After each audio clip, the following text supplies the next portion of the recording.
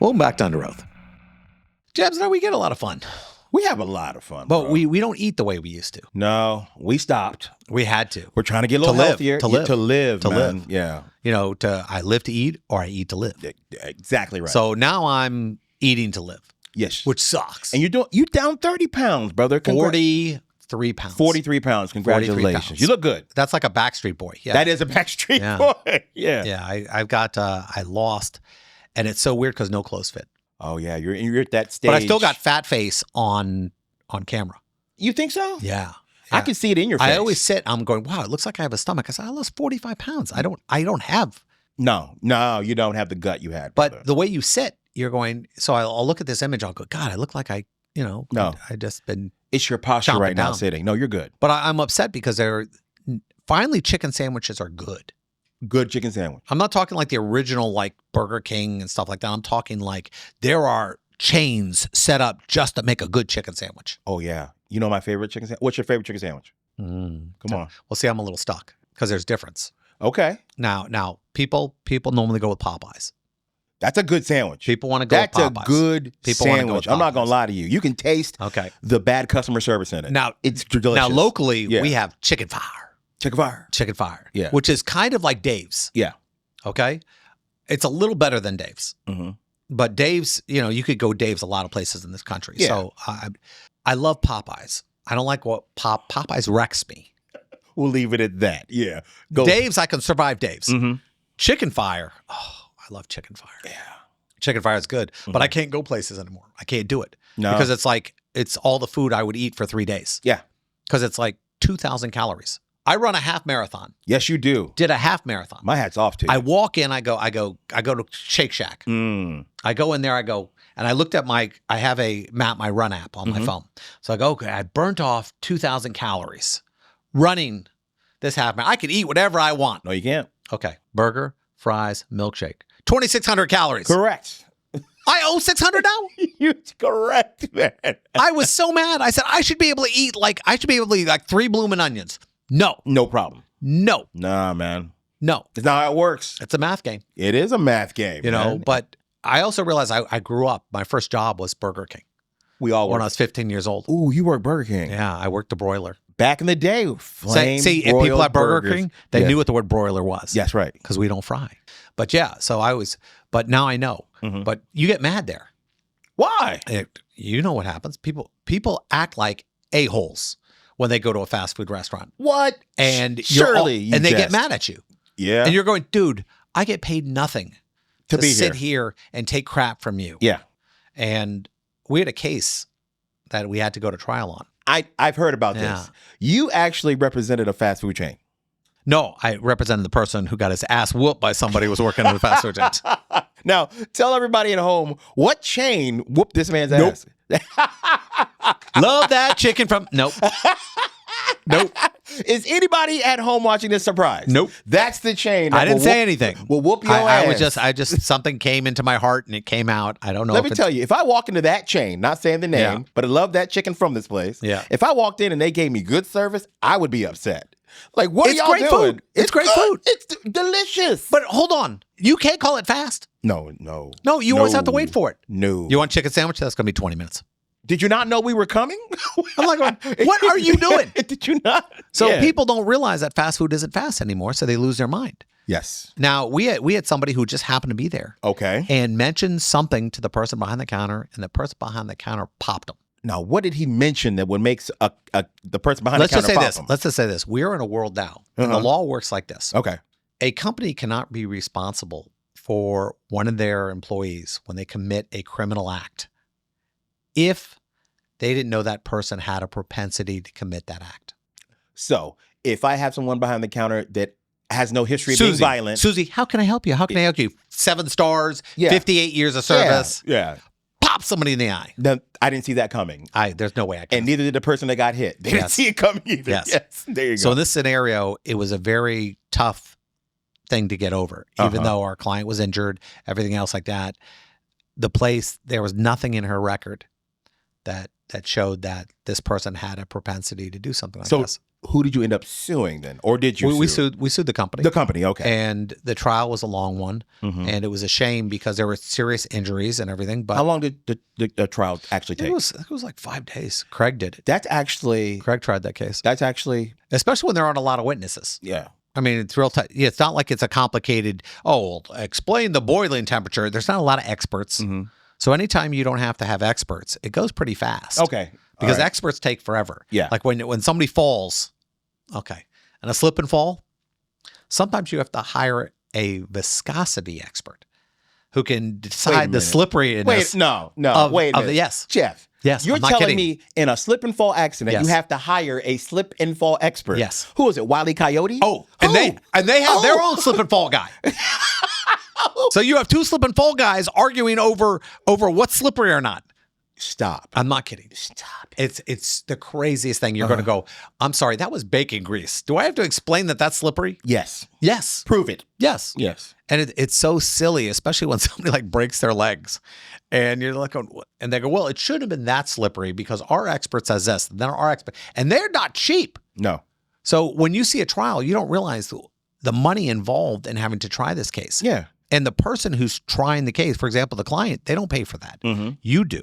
You get that money back if they win, but you're taking all these risks when you do stuff like that. You definitely are, because you don't know. It's not guaranteed. So yeah, so that was and the jury did not believe that they had enough knowledge of this person's conduct to see that they could do something like that. Okay. You know what's funny about this whole story you just told me about you representing a person that got hit at this fast food restaurant? We all know, but we won't say the name. Yeah. It's Love That Chicken from this place. I'm not going to say it. Funny thing is, trial took 5 days. Yeah. You know what's funny about that? It takes you longer to get your food from this place than the court trial. Listen, I love Popeyes. I love Popeyes. I love it. Oh, you said the name. I also love Burger King. I love No. Listen, any place, Popeyes is a fantastic restaurant. Come on, it's delicious. And people live off it, and Yes. their money, and it could happen anywhere. Yeah. And that's why when you watch these videos, I see more people get their ass kicked at McDonald's than I do Popeyes. It's true. I mean, I see these videos all over. And, sometimes, depending where you are, you probably do need a little security. Absolutely. Now, I have a feeling you have a question. I have a touches on question some nonsense. about fast food restaurant. Now, Okay. this is very interesting because I want to know if this is allowed or not. Okay. A stranger texted me claiming I used her gift card at Chick-fil-A. And she said, What? Yeah. Hold on. A stranger texts me. Yeah. Somehow she gets all my information. Go ahead. Oh, it's going to get better. Yeah. Okay, You're all right. on the right track. Chick-fil-A and said a manager gave her my receipt, including my name, phone number, vehicle description. How does the manager have and to- That's a Okay, great all question. right. Transaction details. Now, let me get through it. Now, is this a scam? If not, can Chick-fil-A This is a legally scam. just share my information with a random person? I think I know the answer, and I didn't go to law school. Wow. Is this a scam? Yeah. Okay. All right. Here we go. Everything is a scam. I believe that. Until a police officer or somebody serves you a document, trust no one. I need your social security. No. No. I need your date of birth. No. Mm-mm. No. No. Unless you call the number on the back of your credit card directly, do not take a phone call. Do not give any information online. If that person on the other line doesn't go, I don't understand, I can't do it without it, then I guess we're not doing it without it. There you go. Never do this. I get called. I used first off, you know it's a scam or not. Did you actually use a gift card? That's the first question. Wait, hold on. Yeah. Hold on. That's the answer. Yeah. I didn't use it. How is it a scam? Did you use a gift card? No, I didn't. Then it's a scam. Hang up. Now, if you used one and somebody calls you like the next, now that doesn't mean you give your information. No. I used a gift card. Now, here's the weird thing. Okay. Gift cards all have a number on the back of it. They do. They're all individual and they put it through the machine, everything else like that. Mm-hmm. So the only way this would have worked out differently is that there were 2 cards with the same numbers on them. Which they don't do. See, the problem with being a lawyer is you start looking at all the weird things that could happen and can't happen. Mm-hmm. You can't look at the story. So let's kind of break this down a little bit. There's a lot of scams going on. Avoid that. The question that's being asked is, can a corporation release your information to somebody else? That's the question. Okay. In every case, you have to prove that somebody had a duty. Mm-hmm. In this case, was your information supposed to be protected? Probably not. It's not a big deal. Really? Yeah. Because here's where everyone fails. Uh-oh. Please enlighten me. Every time you give your information, can you give me your email address? Can you give me your phone number? Companies make more money selling your information than they do selling you a product sometimes. So when you're wondering how everyone's getting a hold of you, it's because when you went to some chain store and they get your information, they're selling it. Yeah. So there's really no difference between selling it and another case. But imagine where a duty might come into place, where you're mad. Mm-hmm. You're psychotic. This didn't work. Who took my money? Mm-hmm. And they gave you the information. They gave the information to somebody who was mad or somebody that they could foresee could do you harm. Yes. Then a duty might attach. Okay. Then they might be on the hook. Yes. Okay. Yeah. All right. Because selling your information to a marketing company Is different. is different than saying this guy comes in out of his mind upset that he didn't get his Popeye's chicken sandwich and he wants to go get the perpetrator of said chicken sandwich. And he was waving a gun around and said, I need it now. I'm going to kill this person. Yeah, Well, that would be Jay Kaufman at, no. You know what? I'll drive. Get in the car. You know what? I take my keys. Yes. In this case, if somebody's livid and you give somebody this information, it can be shown that you knew Yeah. that your conduct would cause this to happen. I'm now an accessory? Yes. Well, Got not it. accessory, but Okay. you civilly responsible. Gotcha. Okay. Big people, civil, criminal. Civil, write a check or be told not to do something. Criminal, go to jail. Go to jail. And we've all decided I can't go back to jail. No, I'm not built for jail. No, I'm not. I don't know. The food. That's the food's not the problem. No. For me. My problem is I'm cuddly. Like I've seen my cousin Vinny so many times. So have I. And I got to tell you, if I went back to a cell and I was the only one in that cell Yeah. and it was quiet, Yeah. that'd be like a vacation. Maybe, yes. Because I'd go, I don't have anything to think about. No. Like if you stuck me somewhere for like 6 months where I had no responsibilities. What do you have to do today? I read. That'd be the heaven TV. for you. Yeah. I don't know if it'd be heaven, but I'll tell you what, there'd be a little piece to it unless I was worried about getting shanked all the time. Don't get shanked. I don't want to be shanked. Don't get shanked. Shank doesn't even sound good. It don't, not at all. Nobody ever goes, it was a good shanking. It was a good shanking. It was a good shanking. It was clean. I liked it. You know what? I got some extra time in the med ward. No, nobody appreciates the Yeah, shanking. avoided every major artery. It was amazing. Yeah, I don't Good shanking. know. You see, and I hear the quality of human being isn't that great in there. I've heard that rumor. Yeah, I've heard it. Yeah. Some people aren't nice. Mm-hmm. So I Some people. so in the end, don't give up your information. Yes, that's what we're saying. So yeah, the question is this: they might have a duty based on the situation. A lot of things are a little hokey about this question. Yeah, it sounds suspicious. But yeah, you might have a legal angle if you covered all the things I covered. Sitting next to me is my partner, Craig Lynn. Two attorneys arguing. That's what this is all about, right? Just about us disagreeing or sometimes agreeing, but mainly we normally agree, don't we? I think so. Sometimes In principle. other than Occasionally, on each like of us will take wardrobe and stuff like that. The new potential mayor of New York, not fond of the Jews.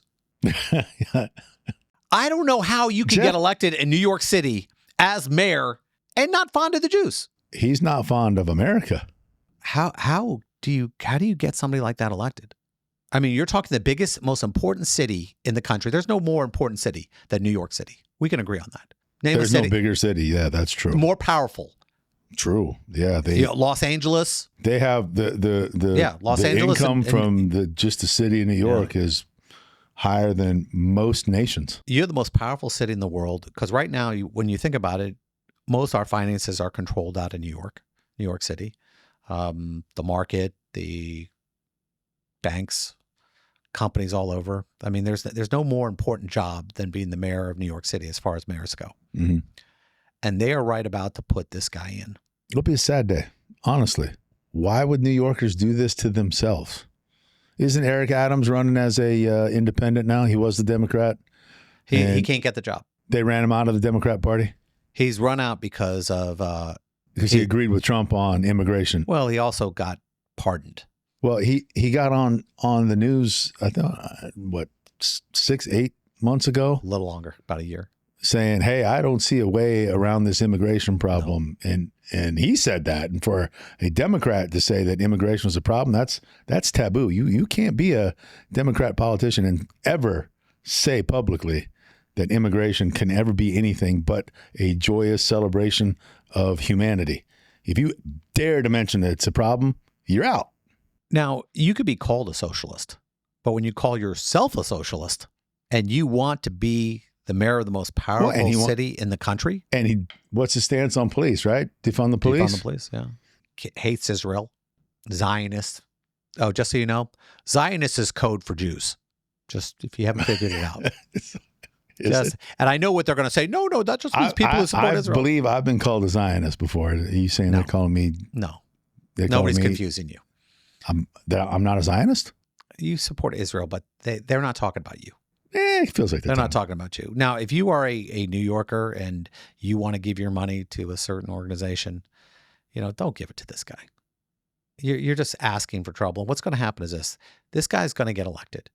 And 4 years from now, you're going to say, I don't know. Who's going to say that? Everyone. Not me. Everyone. Not you. We will be saying, we told you so. We told you this was going to happen. Actually defunding the police. What will New York City look like when they stop enforcing any kind of law at all? ICE wearing masks. Yes or no?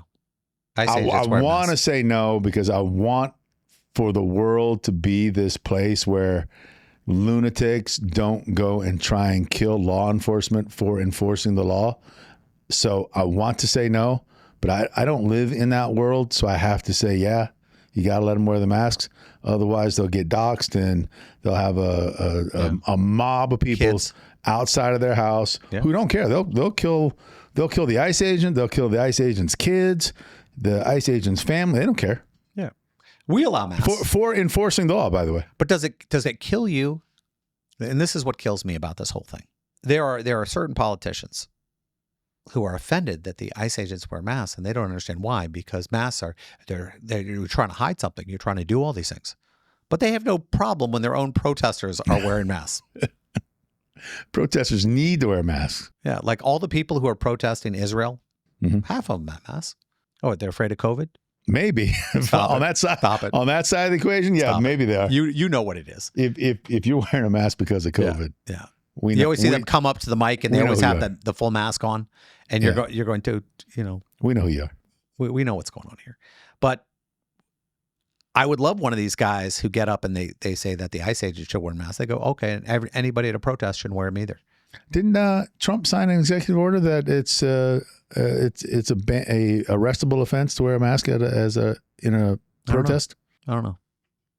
I kind of think that's that. Is that a free speech issue? But here, just so people are aware, since we're not just giving our opinion, there are laws that exist right now that don't allow you to wear masks in certain places. Like you can't wear a mask in a movie theater because of the shootings that happened in Colorado.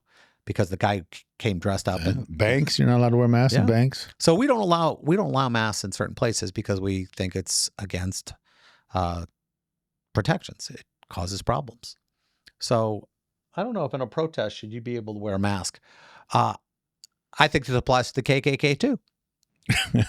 They've updated their masks so that the face part is out, so you can see. They still got the dunce cap, but you got the face part out, so you can see who the idiots are. Do we really have a white supremacist issue anymore? I don't know. Do we? I don't think so. I think so. I've seen some. The demand for white supremacy far exceeds the supply, and that's why you have all these fake incidents. Is why you got the Jussie Smolletts in Chicago and hundreds of more just like that. But there are serious white supremacists in the U.S., but I don't know if it's big. I mean, I think the hard thing is you can't hide anymore. Well, yeah, anything you say from it's not cool anymore. 1982 will follow you around and until your grave. In the 40s, 50s, 60s, it was actually, what do you do? Oh, a little KKK on the side. I mean, nobody ever. It wasn't. I'll tell you what. It was shocking to me. You. I'll tell you what's shocking to me. I was in New York for a vacation, and I went to the museum. They had letters where the senators at the time, like Kentucky or South Carolina, Louisiana, they would write and they would say, and one of the letters said, I think it was to his wife, hey, I just secured the endorsement of the KKK. This is a great day for us. We're sure to win. Words to that effect in this letter. I'm like, wow, how far has the country come from those days to today? We are so much better than we used to be because, nobody does this anymore. Right before they say some racist stuff. They don't look around. Get all quiet. We just know in our hearts, you can't do it. Don't do it. Don't waste your time. The idea of hating for stupid reasons, is just silly. And, Carnival Cruise Lines. You segued from the KKK to the Carnival Cruise Lines. Because now Carnival Cruise Lines is being called racist. Oh, they don't let black people on their boats anymore? No. It's not letting them on the boat. It's about the rules. They go, no more speakers. You can't bring the personal speakers with you. Oh, I like that rule. That's not racial. Yeah. That's not racial. They have a couple things on there. They have that rule. They said if you cause a fight or something else, we can leave you at a port. That's great. Yeah, we'll leave you in Nassau. And trust me, the people from Nassau, no, you don't. Yeah, that's not going to be a vacation anymore. No. I like the no speaker rule because it's annoying. It is annoying. And I like, cause at the gym, they're like, okay, you can't bring in your own speakers and play. Because what would happen every time, and when I would work out at Bally, this old guy, he would bring in his Frank Sinatra type music, and he had this really huge tape recorder. This is back in the 80s, Tape guys. recorder. It was actually a cassette in there? It was a cassette? It was a cassette, a legit cassette. It was big. It was this big. And had this giant speaker, and he'd put the cassette in. It's electric boogaloo.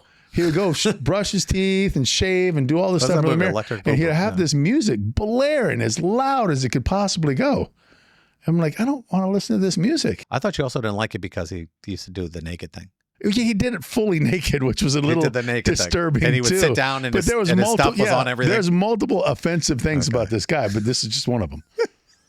I wanted to bring in my big, 1984 boombox and, devil music, blast my devil Metallica music. And I thought, I can't really do that because they finally did. What about they cameras? Finally did kick him out because what about the people who refused. film what about the people who now film in gyms?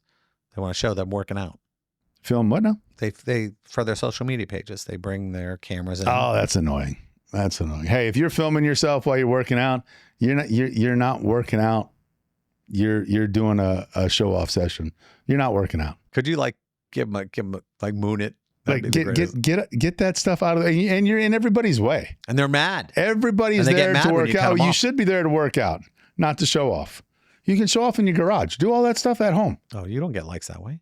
Huh? You get likes because the one guy who happened to see you walk by, he was looking at me. Yeah. Well, you wore the I want to be looked at outfit. They're doing the splits with the barbell in the middle of the gym. Yeah. What do you think is going to happen? I mean, you know what Lululemon is. It's Japanese. Is it? Yeah. It means stare at my ass. That's what it means. Yeah. That's so racist. Stare at my ass? You're canceled. I'm canceled because it means stare at my ass? Yeah, because that's not actually I didn't what use it an means. accent. You said Lululemon is Chinese for stare at my ass. It's Japanese? It's Japanese I think it's for stare at my ass. Yeah. Is it? You can look it up. If I look it up, what am I going to find? That is definitely not that. All right. Let's hold on. I do this every once in a while, and I probably shouldn't. There is nobody out there right now, woman or man, who wears the Lululemon pants, who doesn't wear them because they go, oh, this makes my ass look great. Even if you don't have a great ass. I would look fantastic in Lululemons. Challenge accepted. We need to buy you a pair of Lululemons, and we need to show our audience next show. We do not have enough money to pay me to do What are you that. talking about? You said even your ass would look good. We're going to find out. I don't have to. Stay tuned. Next show, guys. We're going to see what do Jeff.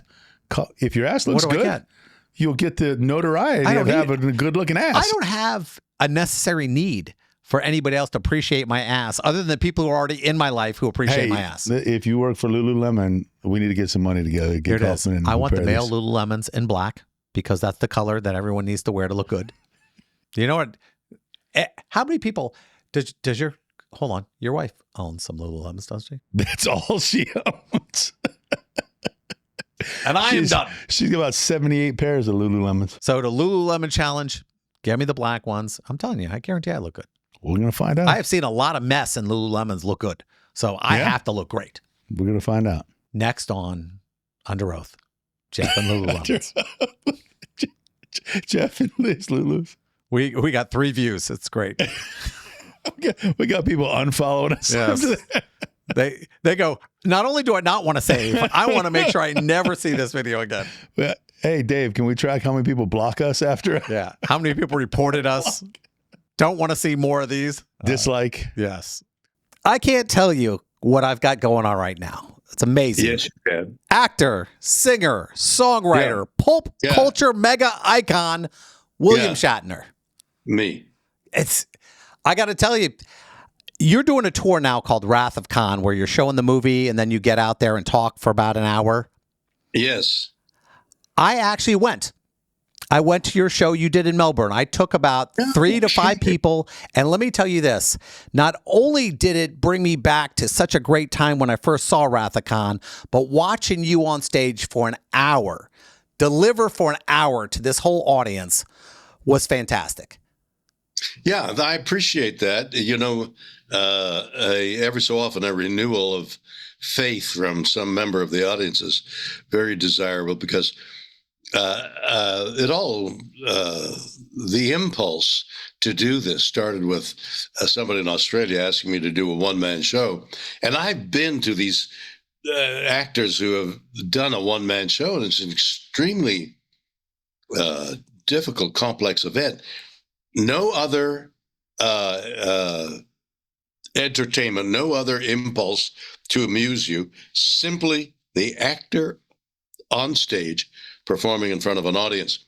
And it goes right back to the original reason actors and audience were together.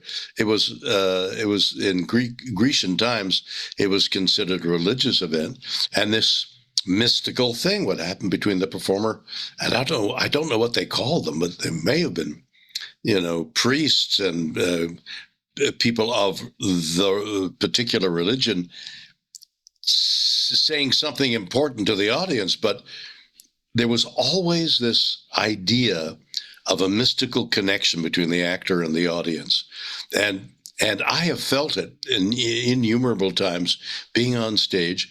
I did a one-man show on Broadway for a limited run, and that thing that happens between an actor and an audience, if you can achieve it, it's like what is it called? A feedback loop, where one engages the other, and each loop enhances the other. An example of that would have been, so I was on tour, and I'd gotten to England, and the Apollo Theatre in London, famous theater, and 3,500 seat capacity house, and purportedly it was filled. But that morning when I got up, I somehow, again, who knows why, I was on the station where the Prime Minister, I think it was Boris Johnson, said there cannot be any meetings more than 10 people because of COVID. There's a new announcement Monday morning, and I'm on stage Monday evening at the Apollo Theatre. So when I got to the Apollo Theatre, I hadn't been told whether the audience that was supposed to be there dissipated or not. And when I came out in front of the curtain, as the curtain went up, and I went out front, every one of those 3,500 people were still there, cheering and laughing. And it was such an emotional night where people, for the first time, braving this unknown disease, they didn't know that it was not going to kill them, or it was going to kill them. 3,500 people stood by, and it was the most remarkable evening. And some months later, and maybe even years, recently, I was in front of an audience, and I was saying this thing that happened at the Apollo Theatre, and some woman shouted, "I was there!" And I said, well, Am I exaggerating a distant memory? No, it was fabulous, she said. And I was renewed, because sometimes you think, am I making that up? Am I the only one feeling this? Is this mystical connection like they're bored and I'm all excited? No, it was real. You had a couple thousand people, and the MC was an actual astronaut from NASA. And he was asking you questions, and you were just killing it for 55 minutes. And I do stand up, and I do a 55-minute set, and I know how exhausting it is. And I was amazed watching you going, I cannot believe he is doing this. And it was open, it was humorous, it was funny, and thousands of people were sitting there leaning forward in their chairs at every word you said. That just must be so humbling. There is such a connection between stand-up and this, what I do. In essence, what I'm doing is stand-up, but it isn't one joke after another. And you've pared this thing down, both in your bedroom and on your toilet and in front of an audience. You've pared it down to the essence of what the joke should be. There shouldn't be, and to professionals like yourself, there isn't an extraneous word. Any word that doesn't apply to the forward movement of that joke is extraneous, should be edited out. So the next evening, wait a minute, I did say and. I don't need to say and you cut the and out of your forward driving sentence, and the joke is much better.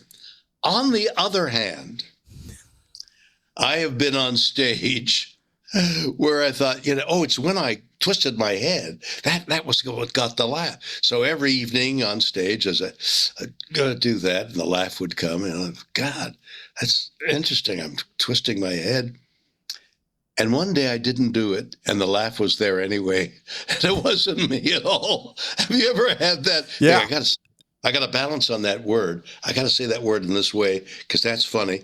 And one evening, your timing is off. You don't do it, and the laugh is there anyway. And you've been straining to do something that was totally unnecessary. You don't know. I mean, that's the whole thing. Why did they laugh at that moment? You go, should I hold that joke an extra 10 seconds? Should I drag it out a little more? You never know. And what the audience doesn't understand is that a laugh is as delicate as a dandelion thing floating on the air. A laugh, somebody coughing at the wrong moment in the audience can obliterate the laugh. It's such a delicate thing. Yeah. I was in a play. I was directing the play and being in it, and I said to one of my actors, when you go, there's a laugh there. He said, no, there's no. I said, no, I heard somebody laugh. Last week, somebody laughed when you went, but I think maybe it's how you do the whistle. It's just, Bill, there's no laugh there. So I kept saying, there is a laugh. Keep trying and trying. And one day he went, and I don't remember how he did it, and the laugh was there. It had been born. Have you ever had that happen? Yeah. Unknown laugh, like out of the left field, and gratifying. And then you try and repeat it, and try too hard, and it's not good, and it's gone. It's ephemeral. Sometimes it's like magic in a bottle. You release it, and you can never get it back. And when that happens, you just have to let it go. You're going, I think it's brilliant, but I don't know how it happened. Well, yeah, but you experiment for weeks at a time. So where did it go? It's really interesting how delicate, no matter whether it's a belly laugh, whether it's built into the words, the situation, your subject, sometimes, a lot of times, a laugh, the volume of the laugh, the quality of the laugh differs, and you don't know why. It's sometimes it works, the pause works, the way you turn around, you break all the rules, you show the audience your back sometimes, and they think that's funny.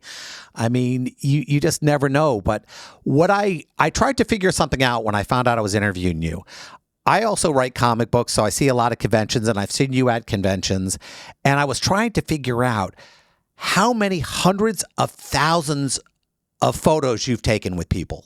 I mean, hundreds of thousands. A lot. In that would have been 1970, somewhere in the 70s, a lady who was a fan. I think she might have grasped the concept. Or how are we doing for time, by the way? You take as much time as you want. I work for you. Well, I got I'm doing a whole tour here. I'm sure somebody will break in if I've overcome the time. A lady who was a fan, one of those great fans that are there all the time, not so obtrusive, but are there. I've forgotten her name. She, on the basis of a comic book convention, said, why don't we do a Star Trek convention? And she organized it in a New York hotel. And apparently there were 15,000 people who'd come to see, I guess, me. And now I had to go out in front of the curtain and I said, well, what do I talk about? They said, well, just talk. I said, but what's the subject? I'm an actor, or there's no lines. What am I going? Hello, and then what? And that evolved into these conventions that are omnipresent anywhere you look. But I try to go to the more important conventions and spend an hour or more with the audience doing what you and I are doing right now. It's amazing. It's amazing. I mean, I'm interested in what you were saying, and you, from the way you look, you're interested in what you're saying, and that's what I did. So in front of 15,000 people, the actor's nightmare is you go out and you're naked and you don't have anything to say. That's the actor's nightmare, and I was facing the actor's nightmare, except I was wearing a jockstrap, and it just. It went well, and then it continued to improve. So my joy in these conventions that I go to with some continuity is this hour or hour and a half I spend in front of the audience talking. And then I've begun to turn the questions around. What's your favorite episode? So, well, what's yours? Why do you ask that question? What do you want to know? And begin a conversation that frequently ends up into such insight into the individual asking the question that the whole audience recognizes that this person has revealed a truth about themselves, a beautiful truth about themselves, inadvertently in answering my questions. And it becomes a beautiful game. And that's what my great interest in going to conventions is, to spending that hour with people. It's meaningful. When people get even a second of your life, it touches them in ridiculous ways. I've talked to people all over who go, yeah, I got to take a picture with, and literally it is a tentpole in their life that you gave them. And it's amazing. Yes. I mean, I hate to admit that a life can be so pitiful that you or me are the tentpole. You'd want them to have a neat building that they could enter in and out of that tent. A tent is such a temporary abode that their lives are not as rich as they should be, I guess. Entertainment is huge for people. Aristotle said it's the opportunity for us to empty our glasses, to release the crap of our day. And whether it be you, me, or somebody else, it's an honorable thing to be able to do.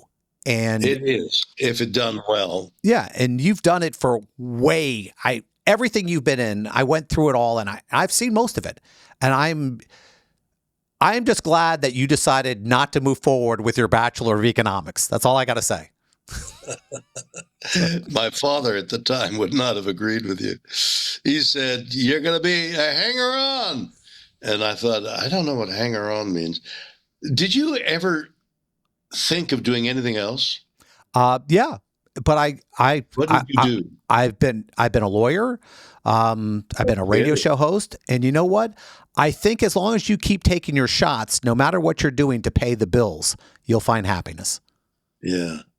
Well, if you're paying your bills independently, you're not taking money from unemployment or from some relative, if you're living earnestly and honestly on your own, no matter what you're doing, that in itself is an accomplishment. Well, I appreciate it. Bill, it's been fantastic. You're going to be in Florida August 2nd and August 3rd. Please, everyone, go out and see him. It's a very special thing. Where am I going to be? You're in Pensacola August 2nd, and you're in Orange Park August 3rd.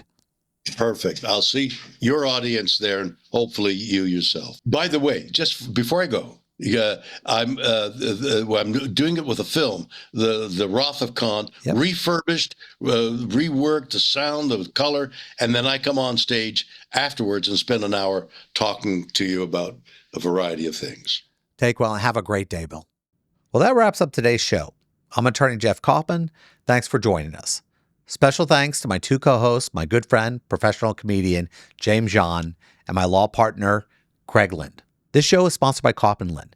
If you or someone you know has been in an accident, contact us at 407-500-JEFF or 407-500-5333 for a free consultation, or visit us at whenyouneedus.com.